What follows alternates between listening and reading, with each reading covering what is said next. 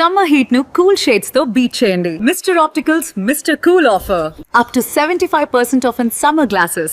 దేశానికే బంగారం సప్లై చేసే స్థాయికి ఆంధ్రప్రదేశ్ ఎదుగుతోంది. ఆంధ్రప్రదేశ్లో కొత్తగా ఏర్పడబోతున్నటువంటి గోల్డ్ మైన్స్ నిజంగా మన బంగారం కొరతని తీరుస్తాయా? కేంద్రం ఆందోళన పడుతున్నట్టుగా దిగుమతులపైన ఇది ప్రభావం చూపించే అవకాశం ఎంతవరకు ఉంది? విశ్లేషించే ప్రయత్నం చేద్దాం. మనతో పాటు అనలిస్ట్ ప్రశాంత్ గారు ఉన్నారు. ప్రశాంత్ గారు నమస్తే. నమస్తే కేశవ్ గారు. ప్రశాంత్ గారు, ఏపీ సీఎం చంద్రబాబు నాయుడు గారు గత 2 రోజులుగా ఒక స్టేట్మెంట్ ఇస్తున్నారు. బంగారం ఉత్పత్తి చేసే సామర్థ్యం ఆంధ్రప్రదేశ్కి ఉంది. వాస్తవానికి గతంలో కూడా ఆంధ్రప్రదేశ్లో కొన్ని మైన్స్ ఉన్నాయి. రత్నగిరి మైన్స్ లాంటివి డిస్కషన్స్ జరిగినాయి. ఇప్పుడు జొన్నగిరి మైన్స్ ఎగ్జిస్టెన్స్లోకి వస్తుంది. అతి త్వరలో ఇక్కడ ఉత్పత్తి మొదలవుతుంది అంటున్నారు.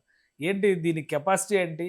మన ఆశలకి తగ్గట్టుగా ఇక్కడ ఉత్పత్తి జరిగే అవకాశం ఉందా? ఇప్పుడు అట్ ప్రజెంట్ ప్రపంచ దేశంలో గోల్డ్ అనే ఒక పదం పేరుని పడితే ప్రతి ఒక్కరు కూడా అటు ఇటు తిరిగే పరిస్థితి ఉందండి. ఎందుకంటే ప్రతి ఒక్కరి అటెన్షన్ ని, ప్రతి ఒక్కరి ఆసక్తిని గ్రాప్ చేస్తుంది గోల్డ్. ఏం జరగబోతుంది అని మనం చూసాం. పానిక్ భయం కూడా చూసాం. 2-3 days లో ఏమీ మార్పు లేదు, గోల్డ్ లో ఏమీ మార్పు లేదు ప్రపంచ దేశాల్లో. కానీ అనూహ్యంగా పర్చేజెస్ పెరిగిపోయినాయి. నాకు తెలిసిన మిత్రులు అందరూ కూడా విపరీతంగా కూడా కాల్స్ చేస్తున్నారు. ఇప్పుడు కొంటే కరెక్టా, నేను ఎంత కొనొచ్చు, నాకు ఒక 10 years సరిపడా గోల్డ్ ఇప్పుడు కొంటే అప్పుడు పెరుగుతుందా, ఇట్లా రకరకాల ఈక్వేషన్స్ చేస్తున్నారు. గోల్డ్ అనేది స్థిరంగా పెరుగుతుంది అని మనం ప్రత్యేకించి ప్రతి వీడియోలో కూడా చెప్పాం. గత 2 సంవత్సరాలుగా మన అవేర్నెస్ తీసుకున్న వాళ్ళందరూ కూడా చక్కగా పెట్టుబడి పెట్టుకున్నారు. ఇప్పుడు కూడా 2026 డిసెంబర్కి 2 lakhs to 2.5 lakhs ప్రొడిక్షన్ అనేది ఉంది. గోల్డ్ స్థిరంగా పెట్టుకోండి అనేది మనం చెప్పాం. సో అయితే గోల్డ్ గురించి చాలా విషయాలు మనం మాట్లాడుకున్నాం. ఇండియాలో 90% ఆఫ్ ద గోల్డ్ ఇంపోర్ట్ చేసుకుంటాం. ఎందుకంటే ఇండియాలో మైనింగ్ లేదు. 10% ఎక్కడి నుంచి వస్తుందంటే రీసైకిల్డ్ గోల్డ్. సో మన ఇండియాలోనే పాత గోల్డ్ అని అంటే తిరిగిస్తుంటారు షాప్స్ కి. దాన్ని ఎక్స్చేంజ్ చేసుకోవడం వల్ల ఆ గోల్డ్ మళ్ళీ మార్కెట్ లోకి లభ్యమయ్యే అవకాశం ఉంది. సో ఎందుకు అంటే ఇండియాలో అంటే ప్రథమంగా చర్చించుకుంటే మన ఇండియాలో అందరికి తెలిసిందే, సినిమా వల్ల ఎక్కువగా పరిచయం అయింది KGF. Right, Kolar gold fields మన కర్ణాటకలో ఉండేది. అది అతిపెద్ద గోల్డ్ మైన్స్. బట్ అది కూడా ఇప్పుడు మూతపడడం జరిగింది. ఎందుకంటే నిక్షేపాలు అయిపోయాయి. బంగారు అనేది నిక్షేపాలు అయిపోవడం జరగదు, అంటే దాదాపుగా ఉంటుంది. కాకపోతే వాటిని తీసే క్రమంలో అయ్యే ఖర్చు ఆ బంగారు ఉత్పత్తి కంటే అది ఎక్కువైంది అనుకోండి, దాన్ని తీయడం ఆపేస్తారు. సో కోలార్లో కూడా అదే జరిగింది. 1 గ్రాము ఈ రోజు మనం బయటకు తీయాలంటే దాదాపుగా 1000 రూపాయలు ఉందనుకోండి, అది వర్కౌట్ అవుతుంది. అదే 10,000 ఉందనుకోండి, మరి బయట 14,000 గ్రాము ఉన్నప్పుడు 10,000 రూపాయలు మనం ఖర్చు పెడితే దాని లాజిస్టిక్స్ లో మొత్తం కూడా వర్కౌట్ కాదు, కాబట్టి తీయలేరు. సో కాకపోతే ఇప్పుడు చంద్రబాబు నాయుడు గారు చెప్తున్న ప్రదేశం ప్రధానంగా, నేను కూడా అక్కడి నుంచి వస్తాను, కర్నూలు జిల్లా మాది డోన్ గ్రామం. ఆ పక్కనే జొన్నగిరి, దాదాపుగా మాకు 10-20 కిలోమీటర్లు, ఎక్కువ దూరం లేదు. సో అందులో నిక్షేపాలు ఉన్నట్టు నా చిన్నప్పటి నుంచి కూడా మేము విన్నాం. ఎందుకంటే అక్కడ దగ్గరలో ఎక్కువగా వజ్రాలు కూడా లభ్యమైనవి. చిన్నప్పటి నుంచి మా భారీ సైజ్ క్యారెట్ వజ్రాలు కూడా చిన్నప్పటి నుంచి అక్కడ లభ్యమయ్యేవి. భూమిలో కూడా బంగారు నిక్షేపాలని చాలాసార్లు విన్నాం మేము చిన్నప్పటి నుంచి కూడా. కానీ దాన్ని స్టడీ చేశారు NMDC నుంచి, తర్వాత మల్టిపుల్ అన్ని రకాలు కూడా చూసి దాని రిట్రైవల్ కూడా చాలా కష్టం అవుతుంది, చాలా లోతుల్లో ఉంది అని ఆలోచించాల్సిన టైము. కాకపోతే ఈ రోజు బంగారు అనేది భారతదేశం దిగుమతులు అత్యధికంగా పెరిగిపోయింది. ఎంత పెరిగిపోయిందంటే కేవలం ఒక RBI 50 టన్నులు కొనింది. సో దేశీయంగా ఏదన్నా మన ఉత్పత్తులు ఎక్స్ప్లోరేషన్ చేయడం చాలా మంచిదే. ఎందుకంటే ఎక్స్ప్లోరేషన్ చేస్తే మనకు తెలుస్తుంది ఏదైనా ఉందా, ఎంత ఉందా అని.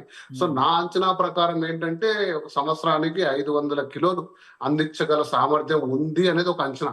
సో అది ఇప్పుడు ప్రస్తుతం ఉండే వాస్తవము. బట్ ఫ్యాక్ట్స్ పరంగా చూస్తే దేశంలోనే 2వ అతిపెద్ద గోల్డ్ మైన్ కాబోతుంది ఇప్పుడు 100%. జొన్నగిరి ప్లస్ దేశంలోనే మొట్టమొదటి ప్రైవేట్ మైనింగ్ యాక్టివిటీ అని చెప్పని ప్రైవేట్ మైనింగ్ యాక్టివిటీ చేయడం వల్ల లాభదాయకంగా ఉంటుంది, దేశీయంగా భారం. కాకపోతే నేను చెప్తున్నానండి, 70 టన్నులు మీరు క్యాలిక్యులేట్ చేయండి, టన్నుకు 1000 కిలోలు. 70,000 కిలోల్లో 500 కిలోలు మన దేశాన్ని యొక్క ఉత్పత్తి ఇంపోర్ట్ మీద ఏ మాత్రం ప్రభావం చూపిస్తుంది అంటే అది ఇంకా నేను మీ ఊహకే వదిలేస్తున్నాను. సో కానీ దాంట్లో తప్పేం లేదు. ఎందుకంటే ఈరోజు పెట్రోల్ నిల్వల్లో కూడా దాదాపుగా మనం 77% ఇంపోర్ట్ చేసుకుని 23% లోకల్ గా ప్రొడక్షన్ చేసేవాళ్ళం 2014లో. ఈ రోజు అది 85%కి పెరిగింది. అంటే మనం ఎక్స్ప్లోరేషన్ ఆపేసాం. ఎక్కడో ఉన్నాయి కేజీ బేసిన్స్ లో, ఇంకా వెళ్తే మన దగ్గర కూడా నిక్షేపాలు ఉండొచ్చు. కానీ ఆ రీసెర్చ్ ఉన్నాయంటారు కదా, అండమాన్ చుట్టూ మొత్తం అంతా ఆయిల్ రిజర్వ్స్ అంటున్నారు కదా ఇప్పుడు. ఉండొచ్చు. సో ఆ ఎక్స్‌ప్లోరేషన్ అనేది ఆపకూడదు. అంటే నిరంతర ప్రక్రియ. అది కొంచెం మనం ఎక్స్‌ప్లోరేషన్ టు 1% తగ్గించుకున్నా కూడా మంచిదే కదా! ఆ రకంగా గోల్డ్ మీద ఒక 0.5% ఇంపోర్ట్ భారం తగ్గినా కూడా మంచిదే. అది వెల్కమింగే. కాకపోతే దాన్నేదో మనం ప్రపంచంలోనో, దేశంలో 1, 2 అంటే నెగ్లిజిబుల్ గా ఉంది. దాన్ని మరి క్లియర్ గా అండర్‌స్టాండ్ చేసుకోవాలి. దానివల్ల ఎటువంటి ప్రైస్ ఇంకోటి చెప్తున్నానండి. బంగారు ఇండియాలో లభ్యమైన మన డాలర్ యొక్క మారక ద్రవ్యంలో ఒక స్వల్ప మార్పు రావచ్చు, కానీ బంగారు ధరలో ఏం మార్పు రాదు.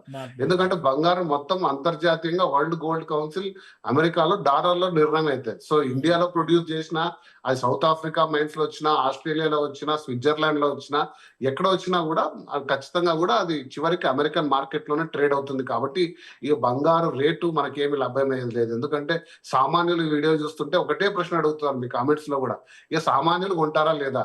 దానికి ఆన్సర్ లేదండి. ఎందుకంటే సామాన్యుడి స్థాయి పెరగాలి, సామాన్యుడి ఆదాయం పెరగాలి, సామాన్యుడి చేతిలో డబ్బు ఉంటే అప్పుడు గోల్డ్ ను కొనగలం. కానీ ఇక గోల్డ్ రేట్ అనేది అయితే ఆగదు. సో మరి ఈ ఇన్స్పిరేషన్ తో, ఈ జొన్నగిరి ఇన్స్పిరేషన్ తో మరికొన్ని, ఎందుకంటే గతంలో కూడా ఆంధ్రప్రదేశ్ లో రామగిరి లాంటి ప్లేస్ లో గోల్డ్ మైన్స్, ఇంకా చెప్పాలంటే diamonds, world renowned diamonds, Kohinoor గానీ, హోప్ డైమండ్ గానీ, కులినాన్ డైమండ్ గానీ, ఇవన్నీ కూడా కొల్లూరు రిజర్వ్స్ లోనే బయటపడ్డాయి. అంటే ఇక్కడ ఈ ప్రాంతమే అందించింది ప్రపంచానికి ఇంత వాల్యుబుల్ మెటల్స్ అని చెప్పని అంటున్నారు. సో ఈ ఇన్స్పిరేషన్ తో దేశంలో లేదా వివిధ రాష్ట్రాల్లో ఈ ఎక్స్‌ప్లోరేషన్స్ ఇంకా పెద్ద ఎత్తున జరిగే అవకాశం ఏమైనా ఉంటుందా? 100% కేశవ్ గారు. ఇందులో మనం అభినందించాల్సింది ఏంటంటే, ఇది ఒక ఇన్స్పిరేషన్ గా ఖచ్చితంగా ఉంటుంది. ఎందుకంటే ఒక యాక్టివిటీ మొదలై ఒక ప్రైవేట్ మైనింగ్ వాళ్ళు దీంట్లో లాభాలు పొందడం స్టార్ట్ చేస్తే, మిగిలిన ప్రైవేట్ వాళ్ళు కూడా దీంట్లో ఎంటర్ అయ్యి ఇండియాలో ఎక్కడెక్కడ ఉన్నదో R&D ఫెసిలిటీస్ పెట్టేసి అందులో ఎక్స్ప్లోర్ చేసి ఇందులో నుంచి రిట్రైవ్ చేస్తే నిక్షేపాలు ఉండడం ఒకటి, దాన్ని తీయగలిగే సామర్థ్యం ఒకటి, దానికి తీయగలిగే వ్యయం ఒకటి, అక్కడి నుంచి లాజిస్టిక్స్ ఒకటి, ఇవన్నీ ఉంటాయి. బంగారు శుద్ధిలో చాలా ప్రాసెస్, చాలా స్టేజెస్ ఉంటాయి. ఇక మనం దాన్ని ఒకసారి వీడియోలో డిస్కస్ చేద్దాం. ఇవన్నీ కూడా అనుకూలత ఉంది అంటే ఖచ్చితంగా ప్రైవేట్ వాళ్ళు ఎంటర్ కావడం ఎంతో కొంతమంది, అది 0.5% కానీ 1% కానీ మనం భారతదేశం ఇంపోర్ట్ చేసుకున్న గోల్డ్ మీద భారం తగ్గితే, మనం వెచ్చించాల్సిన డాలర్లు తగ్గితే, మన రూపాయి మారక ద్రవ్య మూల్యం కొంచెం మారితే మన ఇన్ఫ్లేషన్ తగ్గుతుంది. సో ఇదంతా ఒక సర్క్యులర్ ఎకానమీ. కాబట్టి ఇది వెల్కమింగ్. ఏదైతే ఇప్పుడు మన డెసిషన్ తీసుకున్నారో అది ఆంధ్రప్రదేశ్ ప్రభుత్వము, భారతదేశ ప్రభుత్వము ప్రైవేట్ వాళ్ళకి అప్పచెప్పడము, జొన్నగిరిలో ఈ ఫెసిలిటీ రావడము, 500 కిలోల నుంచి 1600 కిలోలు ఎస్టిమేషన్ ఇచ్చారు. మనం వర్స్ట్ కేసు 500 కిలోలు తీసుకునే వెళ్దాం. 500 కిలోలు మన మన మార్కెట్ లోకి ఎప్పుడు వస్తుంది అనేది మనం చూడాలి. ఎందుకంటే 2021 నేను ఒక ఎగ్జాంపుల్ చెప్తాను. భారతదేశం ఇంపోర్ట్ చేసుకున్న దాంట్లో బంగారు కంటే అతిపెద్దది సెమీ కండక్టర్స్ దాదాపు $90 బిలియన్. చిన్న చిప్పు కూడా మనం తయారు చేయలేకున్నాం. ఒక చిన్న చిప్ కూడా ఇండియాలో తయారు కాదు. దాదాపు $90 బిలియన్ మనం ఇంపోర్ట్ చేసుకుంటుంటే 2021లో ప్రధానమంత్రి గారు మన బీజేపీ గవర్నమెంట్ వాళ్ళు 71,000 crores తోటి సెమీ కండక్టర్ రెవల్యూషన్ ఒకటి పెట్టారు. దానికి టాటా వాళ్ళు అందరూ కూడా ఎస్టాబ్లిష్మెంట్ చేస్తే 2026-27లో మొట్టమొదటి commercial Indian semi conductor chip రాబోతుంది అని వెయిట్ చేస్తున్నాం. సో కాబట్టి ఇవి ఎలా ఉంటాయంటే ఒక 10 సంవత్సరాలు పట్టొచ్చు. ఒక ప్లాంట్, ఒక అనుమతి లభించి దాన్ని ఎక్స్ప్లోరేషన్ చేసి ప్రొడక్షన్ చేసి కమర్షియలైజ్ కావడానికి. సో ఇది కూడా ఎంతకాలం పడుతుందని చూడాలండి కేశవ్ గారు. కాకపోతే ఇది వెరీ వెల్కమింగ్. దీని గురించి తెలుసుకొని ఈ ఇన్స్పిరేషన్ తో మిగతా ప్రభుత్వాలు, ఒరిస్సా లాంటి రాష్ట్రాల్లో చాలా గనులు ఉన్నాయి. వచ్చే నెలలో ఈ మైన్ కమర్షియల్ యాక్టివిటీ మొదలు పెట్టబోతుంది. డైమండ్ గోల్డ్ మైన్స్ అనే పేరుతో ఇది యాక్టివిటీ మొదలు పెట్టబోతుంది అనేది ఇన్ఫర్మేషన్. సెంట్రల్ గవర్నమెంట్ కూడా అన్ని అప్రూవల్స్ ఇచ్చేసిందండి. సో ఇప్పుడున్న పరిస్థితుల్లో త్వరగతిలోనే ఉంటాయి అప్రూవల్స్ కానీ ఇవన్నీ కూడా. చూద్దాం మనం ఎప్పుడు వస్తుందో మార్కెట్ లో. కానీ బట్ సామాన్యుడికి ఇది ఏ రకంగా ఉపయోగపడుతుందనే అవేర్నెస్ గురించి నేను ఎక్స్ప్లెయిన్ చేశాను. సో అది ఎన్ని కిలోలు వస్తుంది, భారతదేశం ఎంత ఇంపోర్ట్ చేసుకుంటుంది, మనం దేశీయ అవసరాలు ఎంత, ఇంకా ఇది పెరుగుతూ పోయిందండి. కేశవ్ గారు, $30 బిలియన్ ఉండే import gold just 3 years back 70 billion అయింది. ప్లస్ ఇది ఇక పెరుగుతూనే పోతుంది. ఎందుకంటే ఆసక్తి పెరిగింది. ఇంత మొత్తం రిటర్న్స్ ఇస్తుంటే ఇన్వెస్ట్మెంట్ ఎవరు పెట్టుకుని ఉంటారు. కాబట్టి ఇక 100 బిలియన్ కి చేరుకున్నప్పుడు మరి ఇలాంటివన్నీ కూడా మనం చూడాలి, అది ఏ మేరకు ఉపయోగపడుతుంది. కాకపోతే ఇది మంచి పరిణామమే అని కూడా మనం అనుకోవచ్చు. రైట్. థ్యాంక్ యూ ప్రశాంత్ గారు విశ్లేషణ అందించినందుకు. ఇది ఆంధ్రప్రదేశ్ లో జొన్నగిరి మైన్స్ యాక్టివిటీ మొదలు పెట్టబోతుంది. కమర్షియల్ యాక్టివిటీ అతి త్వరలో మొదలు పెట్టబోతుంది. ఇది భారతదేశం వినియోగిస్తున్నటువంటి బంగారంలో దీని శాతం చాలా తక్కువ అయినప్పటికీ కూడా దీని ఇన్స్పిరేషన్తో మరిన్ని ఎక్స్ప్లోరేషన్స్ రీసెర్చ్ జరిగేటువంటి అవకాశం ఉంటుందని ప్రశాంత్ గారు అంటున్నారు. చూద్దాం, గతంలో అనేక విలువైనటువంటి వనరుల్ని, విలువైనటువంటి మణిమాణిక్యాల్ని అందించినటువంటి తెలుగు నేల రాబోయే రోజుల్లో బంగారం గనులకు కూడా ఆలవాలం అవుతుందో లేదో చూడాలి.